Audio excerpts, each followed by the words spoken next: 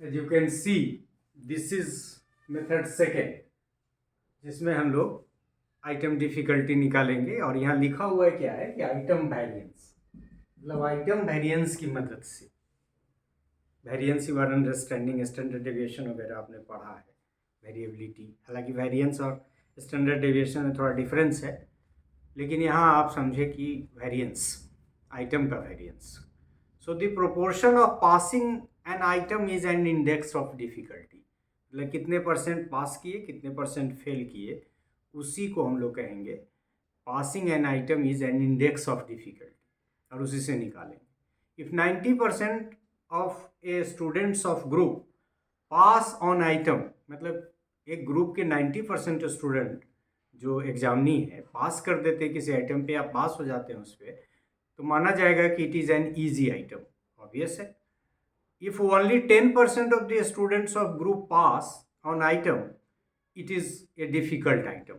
मतलब यह कि यदि 100 में से 90 लोगों ने किसी आइटम में पास कर लिया तो इसको ईजी मानेंगे, उसी तरह से 10 वाले को डिफिकल्ट मानेंगे। नथिंग इज टू अंडरस्टैंड, बहुत कोई ऐसा गणित इसमें नहीं है, यही बात है।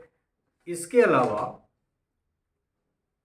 एक फॉर्मूला हम लोग यूज करेंगे, if P is the percentage of testing passing on an item, मतलब P एक स्मॉल p, इसमें पासिंग, P स्टैंड्स फॉर पास, जितने लोगों ने पास किया, इसको एक और फार्मूला हम लोग लेंगे Q, सॉरी एक और एब्रिविएशन लेंगे Q, and Q is the percentage of the testees failing in it, मतलब P परसेंट किसका है, जो पास कर रहे हैं, और Q फेल करने वाले का है।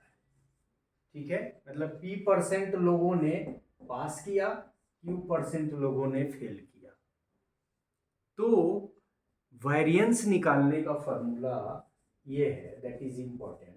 Variance is equal to the passing percentage and it is multiplied by the failing percentage. तो ये वेरिएंस निकालने का है। यहाँ हम लोगों ने वेरिएंस, मतलब वेरिएंस कैसे निकालेंगे, कितने परसेंट लोगों ने पास किया गुने कितने परसेंट लोगों ने फेल किया उस आइटम विशेष पे। अब एक एग्जाम्पल लेके सॉल्व करते हैं। If P is equal to 0.50 and Q is also equal to 0.50, then variance is equal to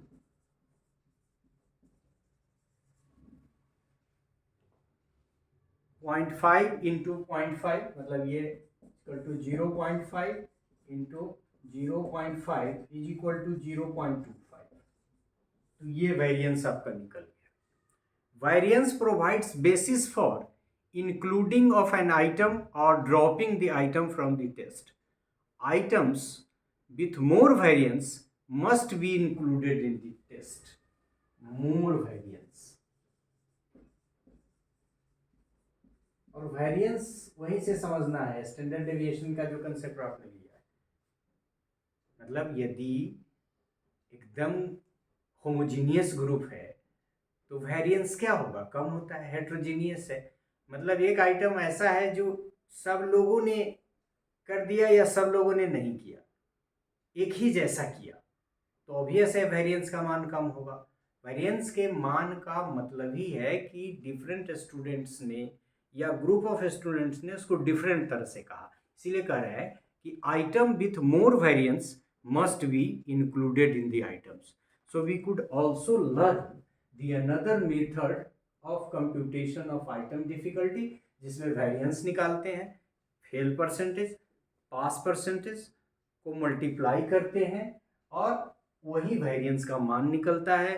variance का मान जितना ज़्यादा है इसका मतलब है कि वेरिएबिलिटी उसमें अधिक है, तो इससे आइटम को कह रहा है कि आप उसमें शामिल कीजिए। So in this way we could learn another method जिसमें वेरिएंस की मदद से हम लोग डिफ़िकल्टी लेवल निकालते हैं। So thank you for this part, thank you.